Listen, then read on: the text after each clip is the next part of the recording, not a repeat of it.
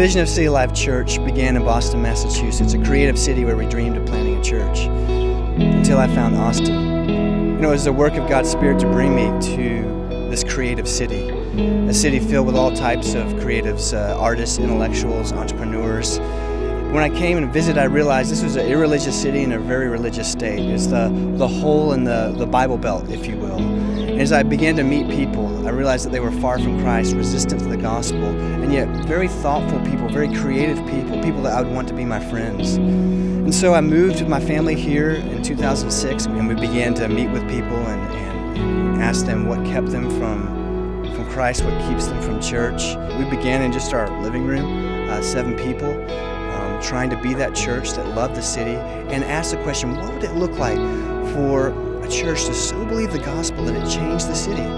So we began to serve the marginalized. We also spent time with intellectuals and our co-workers and cultural elites, enjoying great music in the live music capital of the world. And as we shared life together, we began to multiply these little communities. We began to call them city groups, where we could be the church to one another and to the city.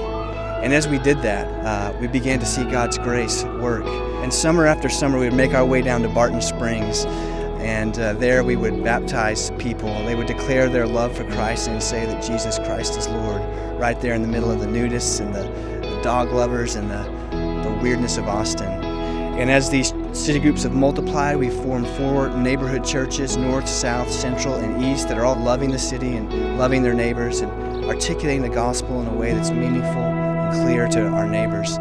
God has led us into different partnerships with different organizations. We formed an organization called Music for the City to bring Austin, charity, and music together. And as we've done this, we've gained a heart for not only Austin, but other creative class cities. We're spending time in Montreal. We formed a family of churches with Soma family of churches, and we're planted a church in the suburbs called Redeemer Round Rock, and together we're collaborating to plant more churches, to spread more grace to more cities as we exist to be a city renewing church, a church that renews the city socially, spiritually, and culturally with the gospel of Jesus.